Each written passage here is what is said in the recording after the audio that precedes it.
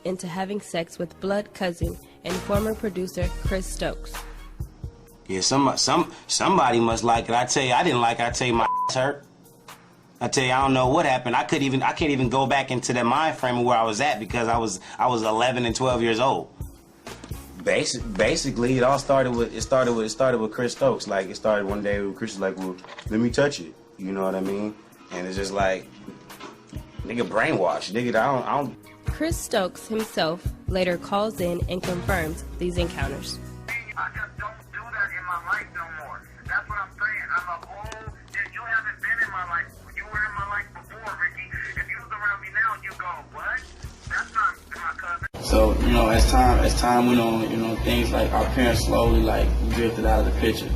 Because, you know, then it went to a point where it was so personal. It's like, you know, we love y'all over here more than y'all parents love y'all. You know. And then, yeah, then, you know, we never, you know, it was a good thing. You know, you're a young kid. You're surrounded by all this money. You know, you're surrounded by somebody that's, you know, that's, I guess, had a little success in the industry. And you're like, okay, all right, cool. I don't want to make anybody feel, you know, funny. So, well, all right, well, I'll stay over here, or I won't go home and chill my mom this time. Yeah, it was like to a point where, like, you know what I'm saying, what you going home for? Like, we couldn't even go home. You know what I mean? It's like pretty much it went in the direction to where he had control over our lives. We were scared to go home.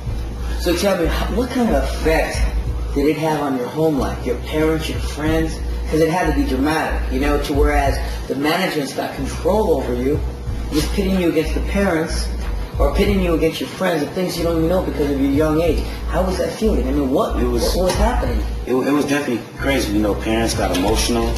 You know, several times because it was several, you know, arguments and, you know, mothers crying and stuff like that. You know, we got our parents and different people to vouch for that. You know, because they feel like their sons was being taken away from them. It was wild. It was crazy. It was definitely crazy. It was to the point where if we wanted to go home, we could only go home for like a day and a half, and we had to come back because, you know what I'm saying, he didn't trust us at home. You know what I'm saying? Or he would make some business, you know, thing pop up to where we had to. I gotta make sure I get back. We couldn't go there. You know what I'm saying? Or like he would set up trips to go to Lake Arrowhead on Christmas. Yeah, that we had off. You know what I'm saying? And then it's like basically the relationship was set up like basically you tell me everything, you be my best friend, you gonna get everything. You know what I mean? It was like that. So we was basically trying to stick around because we didn't have no money, you know what I mean? So we was just like trying to get money where we could get money at. But at the same time, we wasn't noticing that, you know, he was naive. He was keeping us away from our families, so our families couldn't educate us on what was going on because our family was seeing through it. But we would only have phone conversations, so when we had phone conversations, if our family started going into it, we didn't want to hear because we had already been, you know what I mean, brainwashed on this end on what was really going on and what our parents was going to say. And, you know, it was honestly crazy because what he would tell us our parents was going to say, they would actually say it. So he would already pre-prep us to where we wouldn't believe it. You know what I'm saying? We'd be like, nah, you just don't know what's going on. You know what? I got to go. I got to go do a radio drop. You know what I'm saying? Lying to our parents so we wouldn't even, you know what I mean? We wouldn't even have to entertain the conversation. And then it's like, I just want to touch on something real quick. You know, O did an interview for MTV. You know what I'm saying? And he made a comment, you know, I got a house, I got a car. You know what I'm saying? I got a Jacob. You know, I got earrings. I got a house. Let me be honest with y'all. That nigga lying. He ain't got no house. That's Marcus Houston house. That's Marcus' house. I used to live in that house before I got kicked out, but we'll get to that later. That's Marcus Houston house. Omari paid to have furniture in our room. He doesn't own that house. Not even the master bed. He doesn't even have the master. He has a Jack and Jill room that connects, but it's not the master bedroom. His car's not paid. Let's not go into personal business, but you know what I'm saying? He's trying to cover it up, saying that, you know, he got money. Where did our money go? Let's set the record straight. We got money, but that don't mean that don't mean we got what's entitled to us. You know what I'm saying? Just because you got here, you got 100,000 there. You know what I'm saying? That don't mean that you got all your money. As men, we want everything that's due to us. We work for it, give it to us. Don't just give me, you know, 1/4 of it. Respect. You know what I mean? It's respect. It has to do with respect factor, because all you got in this world is your name and, you know, your word and the respect that people hold for you. If people see that they can run over us, we're gonna be the targets of the industry. J-Boog of B2k, because you can take all that money and they won't say nothing. You know what I'm saying? So It's not even what's happening. that's not the case. You know, that's not the case at all.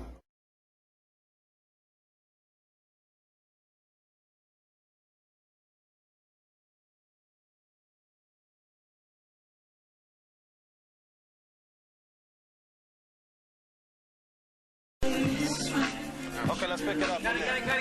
We chillin', you know what I mean, supporting the big bro out here. We, you know, actually just watching, you know, a few takes, you know.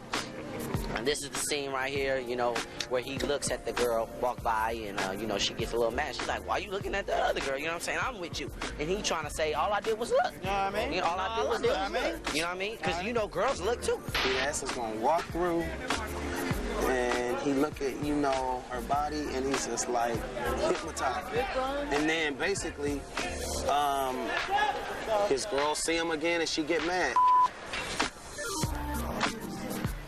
Anita S. I'm on Universal. I got a new single coming out in January called Sensitive. And I'm just here with my little bro, Marcus, being the girl that distracts him from his girlfriend. That was good. Cut. Cut, please. Did we get that? They run.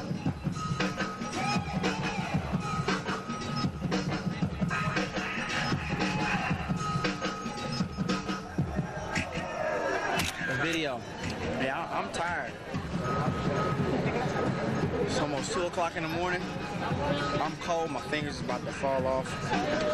And Marcus is still going strong. How? I don't know.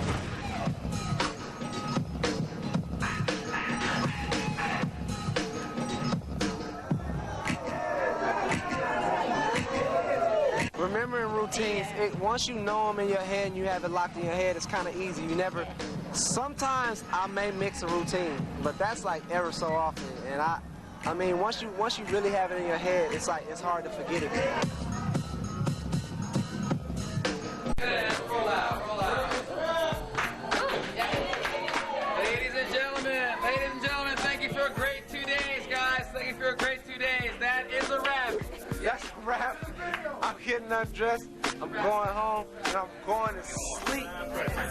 Day 1 and 2, my first solo video. I want to thank everybody for supporting. Thank everybody that had everything to do with it. Thank Christos for directing it. Grab you right here. We out. Peace. Everybody out there, the moment you've all been waiting for. Here's my brand new video, my first solo video. It's called That Girl BT. Access granted. Check it out. We just want to let everybody know that we're leaving on the Pandemonium tour.